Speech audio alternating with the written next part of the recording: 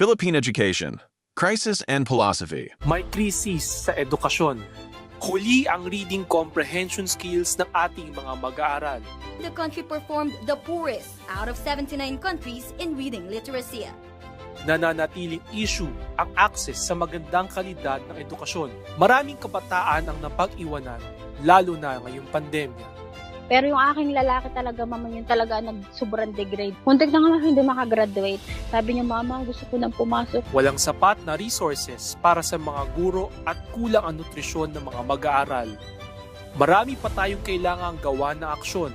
Kailangang gawing prioridad ng edukasyon ngayon. Bumoto para sa edukasyon. Good day everyone, this is Alfonso Jr. E. Fernando from MAED PSAW and welcome back to my channel. Have you ever wondered why, despite decades of reforms and budget increases, the Philippine education system continues to face deep and structural crisis? Today, we aren't just going to list this problem. We are going to look underneath the surface. As educational theorists reminds us, education is never philosophically neutral. Every classroom rules, policy cap, and learning standard reflects what a society believes knowledge is, what learners deserve, and what kind of nation we want to build.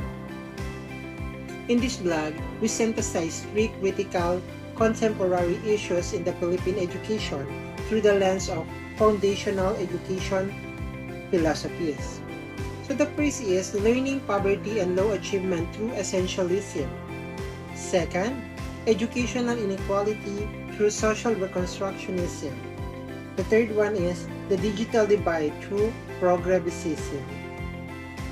By understanding the philosophical roots of these issues, we move from merely complaining about the system to designing meaningful, grounded solutions. Start with the issue 1. Learning poverty and low achievement.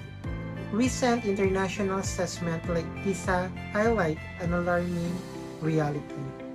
9 out of 10 Filipino children at age 10 struggle to read and understand even a simple text.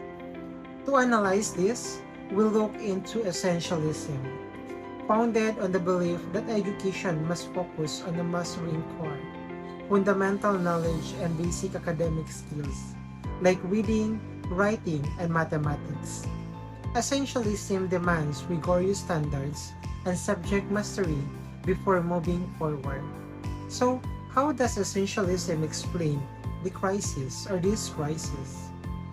Learning poverty focus on the system abandon core mastery in favor of curriculum overcrowding. In the Philippine context, automatic promotion practices and a crowded curriculum force children into higher grade levels before they have mastered foundational literacy and numeracy. So the implication for this issue, for educators, it means prioritizing foundational literacy over simply finishing syllabus coverage. For policymakers, essentialism demands back-to-basics initiatives, such as the DepEd National Learning Recovery Program, ensuring fundamental skills are solid, built before advancing higher-order competencies. The second issue is educational inequality and social reconstructionism. So, in educational inequality across the archipelago, a child's location and socioeconomic class dictate the quality of their education. Wealthier urban students access state-of-the-art facilities, while marginalized students in rural and indigenous communities face devalidated classroom and scarce learning materials. We view this issue through social reconstructionism. So, in this philosophy, it posits that education is not merely a tool to preserve the society, but an instrument for social change and social justice. Schools must directly address inequality critique, power structures, and lift marginalized communities out of poverty. So, how does social reconstructionism explain this issue?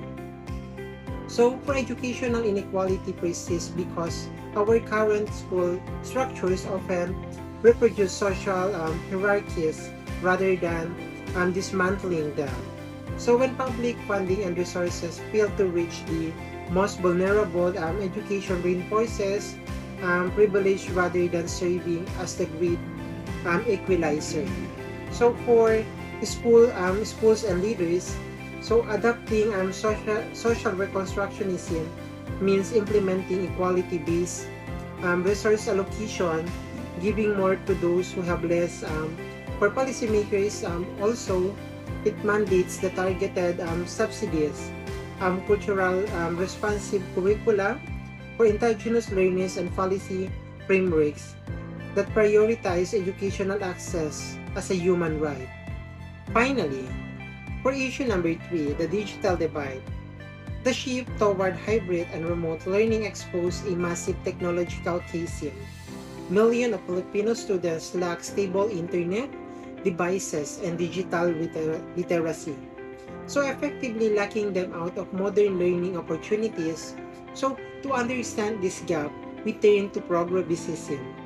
Championed by thinkers like John Dewey, progressivism emphasizes that learning happens through experience, problem solving, and digital literacy.